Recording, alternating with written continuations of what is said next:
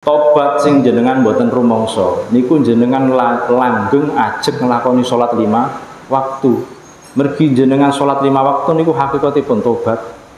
Jenengan nglakoni salat maghrib, dosa jenengan milai maghrib niki wau sampai asar wau niku ical. Dosa sing kaitane karo Gusti Allah lho. Jenengan salat asar wau niku dosa milai sadèrèng asar ngantos zuhur niku ical.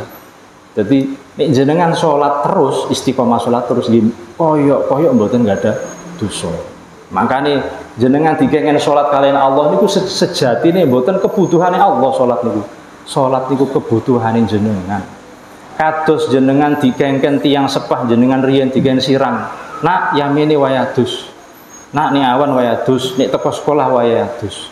Riyen jenengan kepeksa. Saniki gak ana sing ngongkon jenengan adus-adus piyambak mergi adus niku kebutuhan jenengan.